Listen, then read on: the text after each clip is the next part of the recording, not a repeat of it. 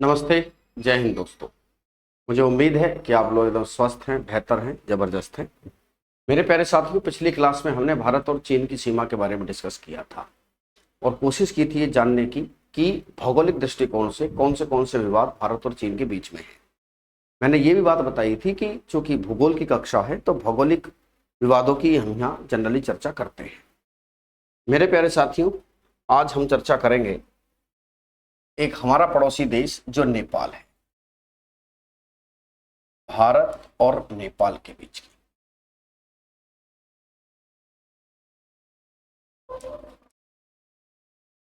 भारत और नेपाल के बीच की हम आज जो है चर्चा करने जा रहे हैं मेरे प्यारे साथियों। देखिए, सीमा की जो कुल लंबाई है भारत और नेपाल के बीच 1751 किलोमीटर है। 1751 किलोमीटर है।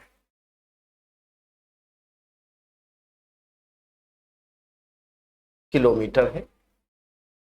और ये भारत का एक ऐसा पड़ोसी देश है जिसके साथ भारत के संबंध अच्छे रहे हैं, लेकिन वर्तमान में उठापटक के शिकार हैं। जैसे आपको जानते हो कि वहां पर जो सरकार है, नवनिर्वाचित बालेन शाह, उनका अभी 2-3 दिन पहले एक बयान आया कि हमने भी भारत के क्षेत्रों पर कब्जा किया है। भारत ने ही नहीं। ऐसा करना उनकी मनोबल तो बढ़ाता होगा, लेकिन सच्चाई से ये कोसों दूर है। हाँ, ये बात सच है कि ये जो बयानबाजियां हो रही हैं, ये बयानबाजियां किसी ना किसी का तो हाथ है तुम्हारे ऊपर, जो आप इस तरह की बयानबाजी कर पा रहे हो। वरना आपके देश में चीन का अतिक्रमण इतना ज्यादा है, आपने कभी उसको तो कहा नहीं। वो हमारे ही साथ आप कह रहे हो कि आप जानते हैं ना कि हम एक शांति प्रिय देश हैं और हम नहीं बहुत ज्यादा कुछ कहेंगे। तो ये राज्य है उत्तराखंड, उसके बाद उत्तर प्रदेश, फिर पश्चिम बंगाल, बिहार। बिहार के साथ नेपाल की जो सीमा है वो सबसे ज्यादा निकलती है, सबसे ज्यादा। फिर आपका पश्चिम बंगाल और एक ये राज्य है सिक्किम। सिक्किम। दोस्तों, आपने कभी एक चोटी का नाम सुना होगा जिसका नाम कंचनजंगा है। असल में वो भारत और नेपाल की सीमा है। एक चोटी जिसका नाम कंचनजंगा है, वो भारत और नेपाल की सीमा पर है। यहीं पर है ये चोटी जिसका नाम कंचनजंगा है। तो सीमा साझा करने वाले राज्य हैं। सीमा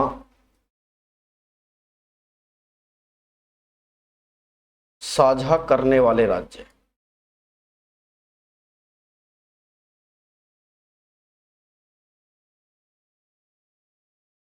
राज्य हैं उत्तराखंड,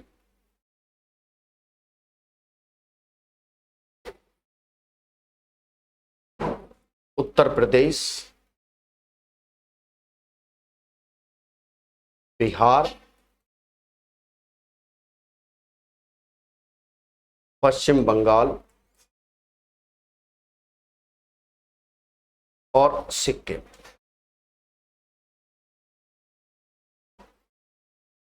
ध्यान दीजिए, जो बिहार है वो सबसे ज्यादा सीमा बनाता है नेपाल के साथ। अगर कोई राज्य सीमा साझा करता है सबसे लंबी, तो सबसे लंबी सीमा साझा कौन करता है? ये बिहार राज्य नेपाल के साथ सबसे लंबी सीमा साझा करता है। देखिए, वैसे तो हमारे संबंध बड़े स्थिर किस्म के रहे नेपाल से। वजह क्या थी कि नेपाल अपने आप को हिंदू राष्ट्र बताता है, तो सांस्कृतिक दृष्टिकोण से भी हम इनके नजदीक रहे, लेकिन वर्तमान में चीजें बदली हैं। आइए हम देखें नेपाल के साथ हमारे क्या विवाद हैं। नेपाल के साथ हमारे विवाद,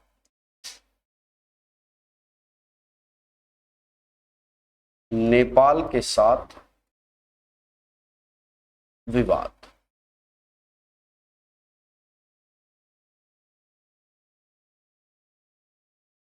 पहला विवाद है काला पानी का विवाद। काला पानी विवाद।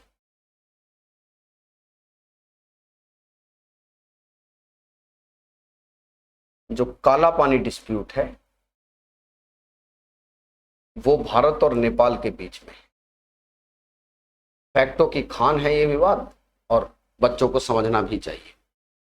देखिए, जिस समय अंग्रेजी राज था तो इसकी पृष्ठभूमि देखिए। पृष्ठभूमि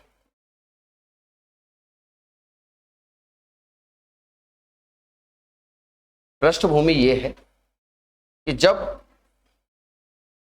भारत में ब्रिटिश शासन हुआ करता था तो ब्रिटिश शासन के समय भारत में लॉर्ड हेस्टिंग्स गवर्नर जनरल आया था। कौन आया था? Lord Hastings. और इसके समय में प्रथम आंग्ल नेपाल युद्ध लड़ा गया, मतलब अंग्रेजों ने नेपाल से झगड़ा किया। प्रथम आंग्ल नेपाल युद्ध। प्रथम आंग्ल नेपाल युद्ध लड़ा गया और सुगोली की संधि होती है।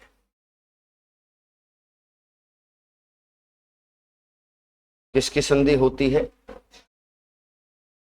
सुगोली की संधि। ट्रीटी ऑफ सुगोली जो 1816 में हुई, उसके साथ इस युद्ध को बंद किया गया 1816 में। ठीक है। जो ये सुगोली की संधि थी, ये जो सुगोली की संधि है, जो कि इतिहास में आप पढ़ेंगे दो संधि है, एक तो सुगोली है, एक संगोली है। संगोली की संधि का जो संबंध है वो मराठों के साथ है। सुगोली की इस संधि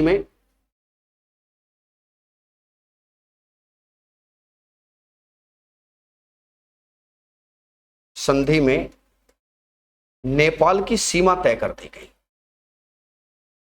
नेपाल की जो सीमा है वो तय कर दी गई।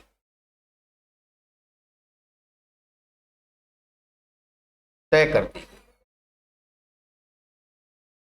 और कैसे नेपाल की सीमा तय हुई कि भाई नेपाल कहां से कहां तक है? ये एक राजनीतिक सीमा थी, और चूंकि दोनों बोथ पार्टीज जो हैं वो इस बात पर डिसाइड कर लेती हैं, और होता भी है युद्ध के बाद कि भाई आप कहां तक होंगे और हम कहां तक होंगे, इस बात की तो चर्चा होती है। तो काली नदी से मेची नदी तक, जहां पर काली नदी और एक है मेची नदी, काली नदी से मेची नदी तक,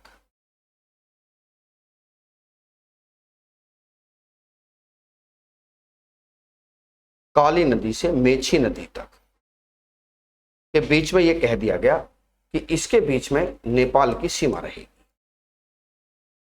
यहां तक तो बात क्लियर है। झगड़ा यहां शुरू हुआ काली नदी को लेकर।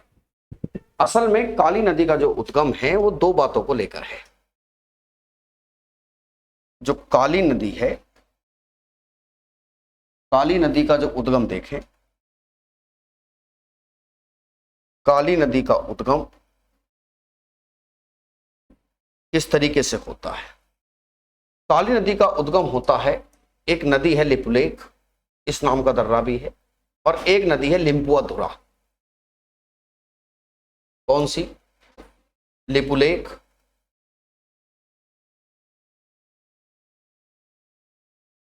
और एक है लिम्पुआधुरा। लिम्पुआधुरा। अब नेपाल क्या कहता है? नेपाल का मानना यह है कि जो काली नदी है वो असल में लिपुलेख से बनती है, और काली नदी के संबंधित जो भी क्षेत्र हैं वो हमारे हैं। और अगर हम नेपाल की बात माने, जो कि काली नदी लिपुलेख से निकल रही है, तो ये सारा क्षेत्र नेपाल के पास चला जाएगा। भारत कहता है कि ऐसा नहीं है, काली नदी लिम्पुआ धारा से है, तो आप इसके इस तरफ रहिए, क्योंकि काली नदी के इस तरफ हम रहेंगे। तो जो नेपाल है, नेपाल यहां से होकर जो है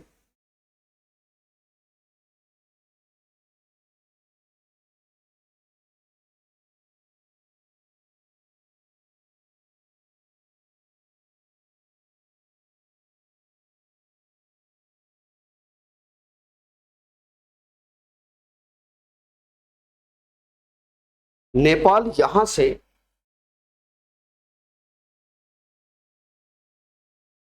काली नदी का उद्गम मानता है, काली नदी का उद्गम मानता है। ठीक है, इसी बात को लेकर झगड़ा है। असल में यहां कहीं लोकेशन है लिपुलेख की। मैं आपको सच्चाई ये बताऊं, ये यहां पर लिपुलेख नाम का दर्रा भी है, यहीं पर है लिपुलेख दर्रा भी आपका यहीं पर है। और मैं आपकी जानकारी के लिए बता दूं कि अचानक से जब इन्होंने सब कुछ स्वीकार कर लिया था, अचानक से इनके दिमाग में कहां से ये बात आ गई है, हमारा है बॉर्डर रोड ऑर्गेनाइजेशन एक सड़क बनाना चाहता है भारत, और वो सड़क लिपुलेख से होकर गुजरती है। अगर वो सड़क लिपुलेख से होकर गुजरेगी तो तिब्बत तक हमारी जो कनेक्टिविटी है वो शानदार हो जाएगी। तिब्बत पर चीन का कब्जा है। असल में बात क्या है, चीन नहीं चाहता कि भारत यहां से कोई सड़क बनाए, इसीलिए इन्होंने क्या किया, इसको डिस्प्यूटेड एरिया करार दिया। भाई नेपाल चीन की बात मानता है, नेपाल चीन की बात मानता है, तो ऐसे में नेपाल ने उनके कहने में आकर इस एरिया को एक डिस्प्यूटेड एरिया करार दिया। अब डिस्प्यूटेड एरिया होता है तो उस पर कंस्ट्रक्शन करना मुश्किल हो जाता है। कहां है काला पानी, तो ये जो इलाका है दादा, ये इलाका जो है, इस इलाके को हम काला पानी कहते हैं। ये इलाका जो कहलाता है, इस इलाके को काला पानी कहते हैं। इसे कहते हैं काला पानी। क्या कहते हैं, यही क्षेत्र काला पानी कहलाता है। काला पानी जो क्षेत्र है ये उत्तराखंड के पिथौरागढ़ में है ना, याद रख लेंगे इसको भी, लिखो जरा। यह उत्तराखंड के पिथौरागढ़ में है, उत्तराखंड के पिथौरागढ़ में, उत्तराखंड के पिथौरागढ़ में।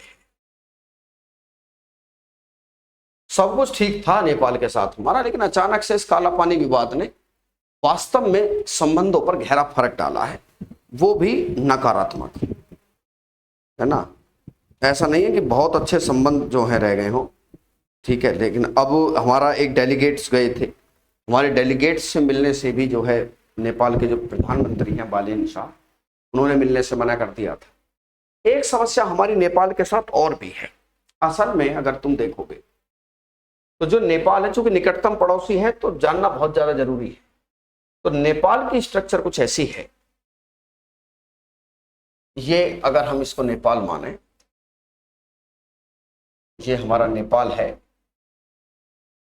तो नेपाल का जो उत्तरी इलाका है, उत्तरी इलाका बड़ी बड़ी पहाड़ियों से घिरा है, बड़े बड़े पहाड़ हैं उत्तर के इलाके में, यहां पर ये। तो जो बड़े बड़े पहाड़ हैं उत्तर के इलाके में यहां पर, और जो इसके नीचे वाला इलाका है ये प्लेन इलाका है। तो ये जो उत्तरी क्षेत्र है, उत्तर का जो क्षेत्र है वो पूरी तरीके से पहाड़ी है, पर्वतीय क्षेत्र है, पहाड़ी भी नहीं है, पर्वतीय क्षेत्र है। और ये जो पर्वतीय क्षेत्र है, नेपाल के लोग ये मानते हैं कि यही वो लोग हैं जो मूल रूप से नेपाली हैं। मुख्य रूप से देखा जाए तो यही वो लोग हैं जो पूर्णतः क्या हैं, पूर्णतः नेपाली। और यहां रहने वाले जो लोग हैं, नीचे की तरफ जो लोग हैं, ये वाले हैं, ये बहुत ऐसे लोग हैं जिनकी जो कल्चर है वो भारत के नजदीक, इनके नाम भी ऐसे ही हैं, इनके नाम भी तो ऐसे मिलते हैं, रामवरण यादव, सुशांत कुमार शर्मा, इनके नाम ऐसे ही हैं। तो ये जो मैदानी क्षेत्र है, मैदानी क्षेत्र में मुख्य रूप से जो भारतीय संस्कृति के नजदीक है, मुख्य रूप से भारतीय संस्कृति के नजदीक वाले लोग रहते हैं।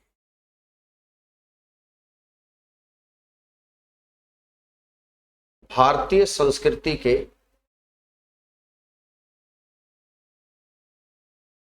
नजदीक वाले लोग हैं।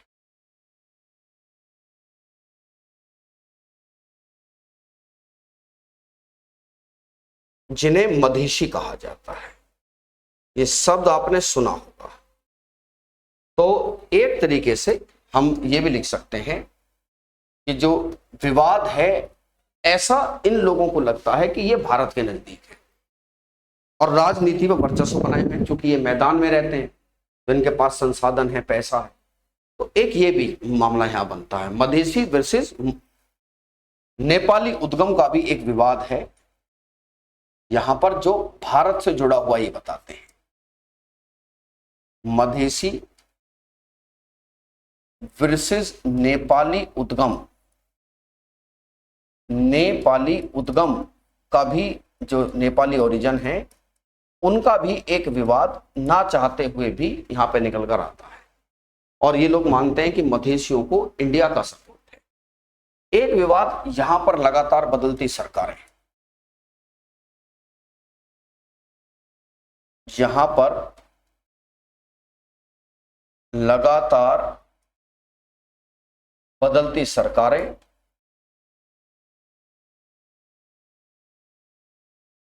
सरकारें, और चीन का हस्तक्षेप, जहां जहां चीन का हस्तक्षेप होगा वो भारत के विरुद्ध ही जाएगा। सरकारें और चीन का हस्तक्षेप,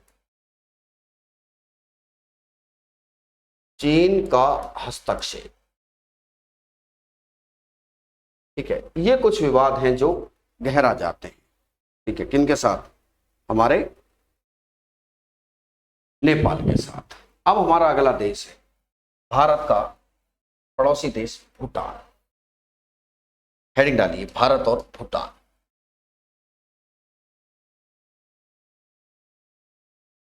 भारत और भूटान।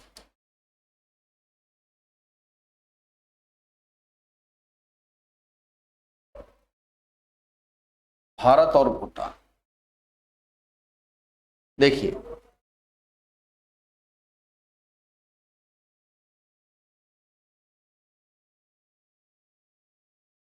भारत और भूटान,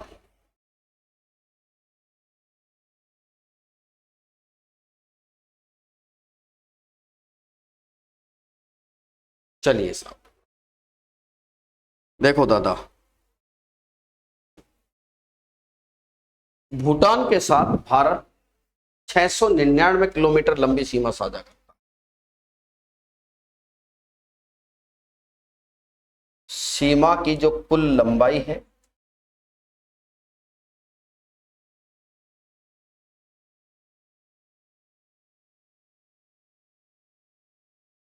699 किलोमीटर है।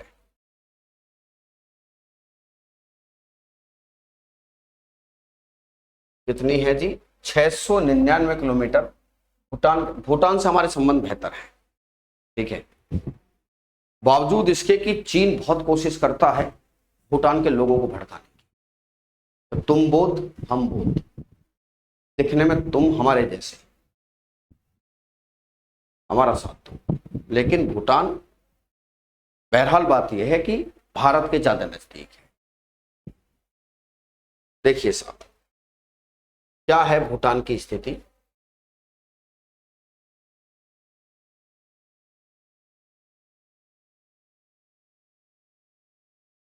ये सिक्किम हो गया और ये इस तरीके, ये भूटान है और सीमा साझा करने वाले राज्य सिक्किम,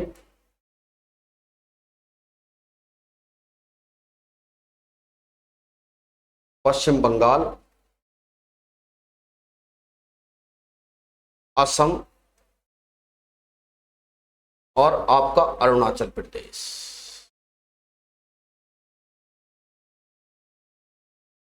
तो जो सीमा साझा करने वाले राज्य हैं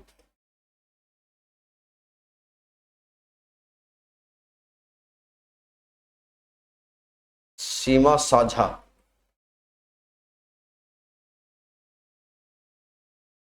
करने वाले राज्य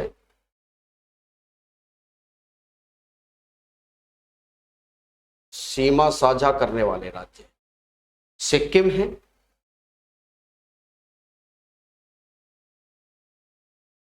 सिक्किम, पश्चिम बंगाल,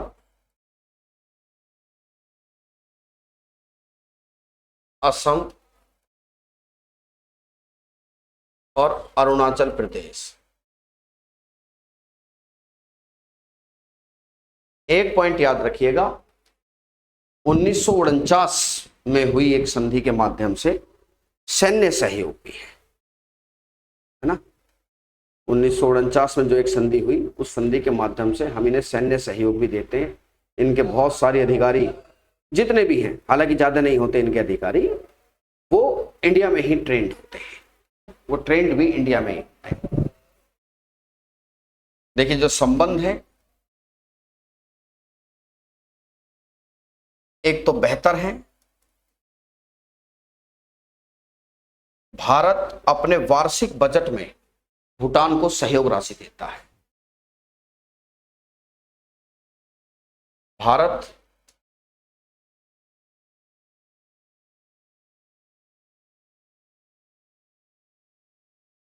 अपने वार्षिक बजट में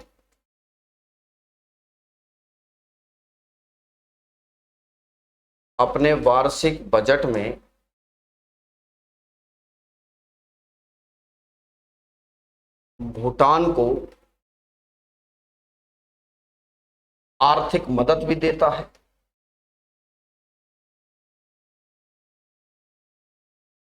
आर्थिक मदद भी देता है। हम तो ऐसे हैं भैया, मदद तो हम अफगानिस्तान को भी देते हैं। कुछ लोग हम पे यह आरोप लगा सकते हैं कि ये तो एक प्रकार के टेरर फंडिंग है। नहीं, हम उसके डेवलपमेंट के लिए ये पैसा देते। साथ ही जो भूटान के कृषि और आयुर्वेद उत्पाद हैं, हम ये कहते हैं उनसे कि आओ हमारे पोर्टों का इस्तेमाल करो, आयुर्वेद उत्पादों को वैश्विक बाजार तक हम पहुंचाते हैं, वैश्विक बाजार तक हम पहुंचाते हैं कि कोई दिक्कत नहीं है, आप हमारे पोर्ट्स का इस्तेमाल कीजिए। साथ ही हम भूटान से बिजली भी खरीदते हैं, साथ ही बिजली भी खरीदी जाती है। हम भूटान से बिजली भी खरीदते हैं।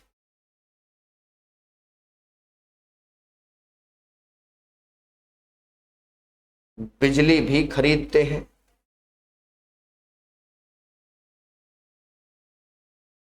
ठीक है, 1949 की संधि से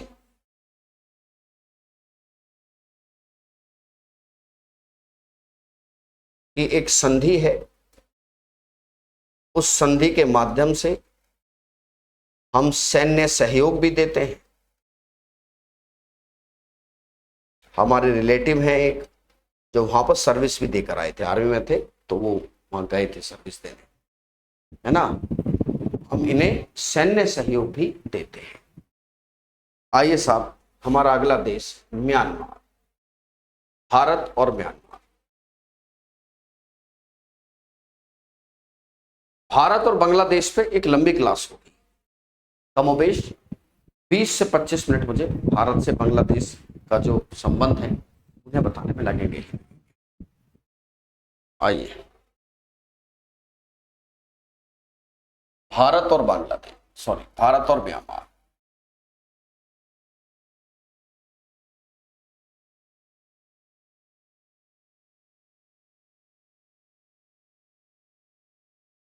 भारत और म्यांमार।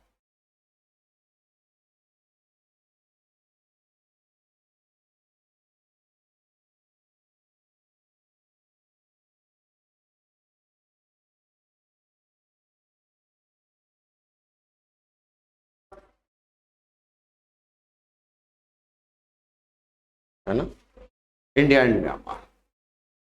इसी को पहले बर्मा कहते थे। क्या कहते थे? इसी को पहले बर्मा कहा जाता था।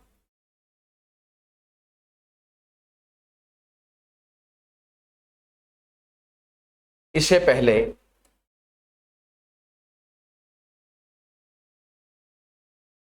बर्मा के नाम से जाना जाता था।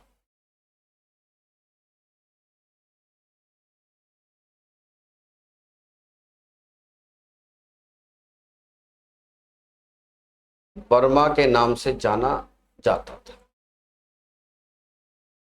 देखिए,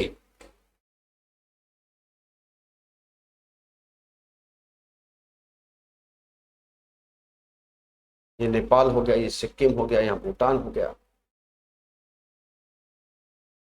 ये मिजोरम हो गया। यहां है ये देश जिसका नाम म्यांमार है।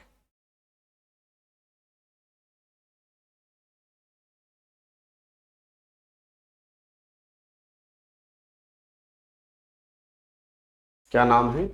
म्यांमार। म्यांमार से यहां पर एक ट्राई जंक्शन है दीफू दर्रे के पास। ये एक ट्राई जंक्शन है, याद रखना। यहां पर ये एक ट्राई जंक्शन है,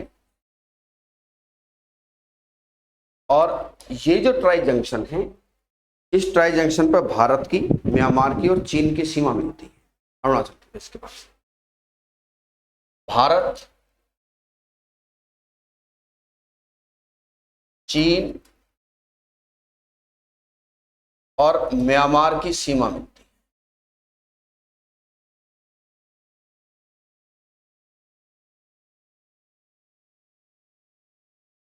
है। म्यांमार की क्या मिलती है? यहां पर सीमा मिलती है।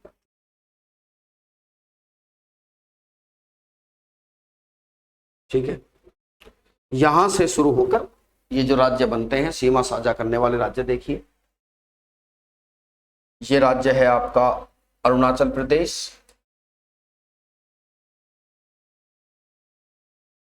ये है नागाओं की भूमि नागालैंड, नीचे नाग की मणि मणिपुर, फिर नाग की पूंछ जिसे मिजो कहते हैं, दैट इज मिजोरम। मिजोरम।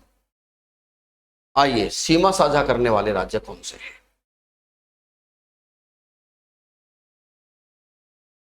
मैं बार बार कहता रहा हूं कि जब भी आप इस क्लास को करें तो आपके पास एक ओरिजिनल नक्शा भी होना चाहिए, नहीं होना चाहिए? मेरा तो मानना यही है। सीमा साझा करने वाले राज्य,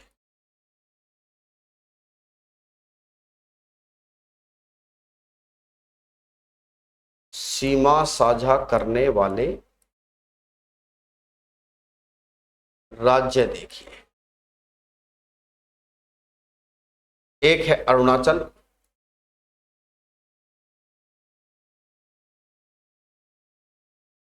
नागालैंड,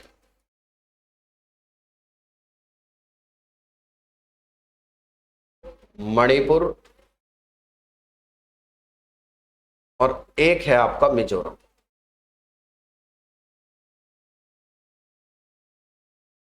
ये राज्य है जो भैया जी आपके सीमा साझा करते हैं, नहीं? देखो, भारत और म्यांमार के बीच में जो सीमा है वो अराकान युवा पर्वत है, जमीन तो वहां है नहीं। देखिए, भारत और म्यांमार के बीच में सीमा साझा,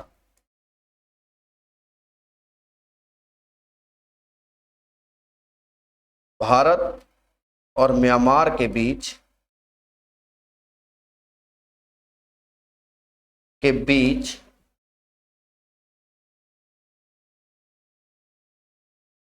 अराकान योमा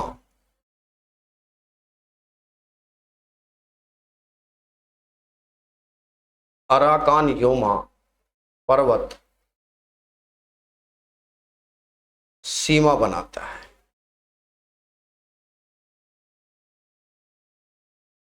कौन सा पर्वत है? अराकान योमा पर्वतमाला है।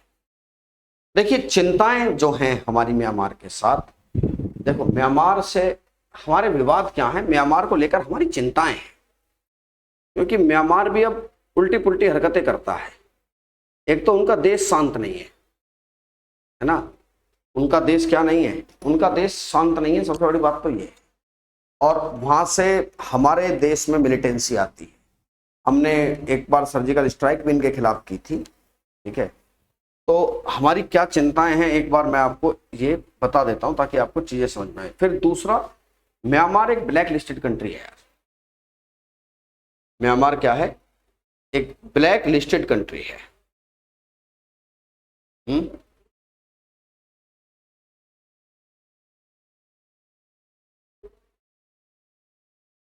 देखिए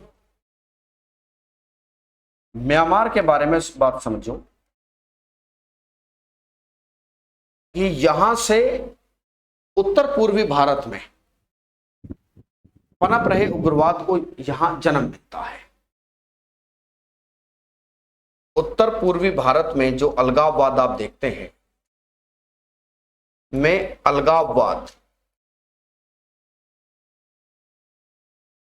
अलगाववाद को ये अपने देश में पनाह दे देता है। एक तो टेंशन ये है।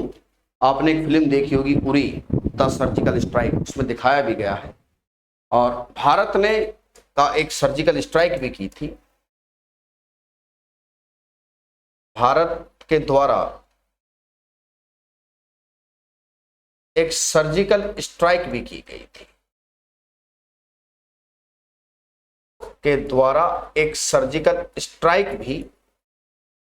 प्यारे साथियों की गई थी खत्म करने के लिए, ऑपरेशन सनराइज, याद रखना।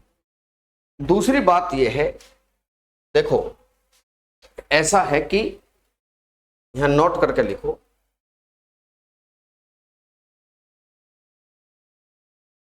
एक संस्था है फाइनेंशियल एक्शन टास्क फोर्स, जिसे FATF कहते हैं। क्या कहते हैं? FATF, that is financial action task force. इसका काम है कि जो विकसित देश हैं, जो पैसा देते हैं देशों को मदद के लिए, कहीं ऐसा ना हो कि वो मदद का पैसा टेरर फंडिंग में चला जाए। टेरर फंडिंग पर रोक लगाना इसका काम है। टेरर फंडिंग को रोकना, टेरर फंडिंग को रोकना इसका काम है।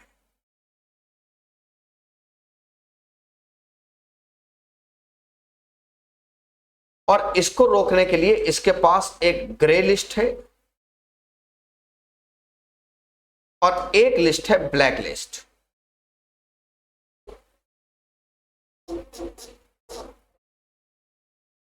इसको जब शक हो जाता है कि ये देश अब उसको जो मदद जा रही है उस मदद का ये गलत प्रयोग कर रहा है, तो पहले तो शक होगा। तो शक होने के क्रम में पहले ये ग्रे लिस्ट में डालता है किसी भी देश को, समय देता है उसको कि भाई तुम मान जाओ, और जब नहीं देता तो फिर वो ब्लैक लिस्ट में डाल देता है। और ये बहुत बड़ी बात हो जाती है। म्यांमार FATF की ब्लैक लिस्टेड कंट्री है।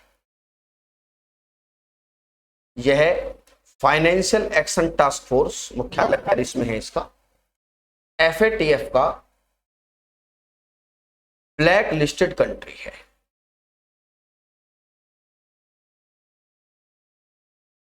ब्लैक लिस्टेड कंट्री है और साथ में चीन का प्रभुत्व है।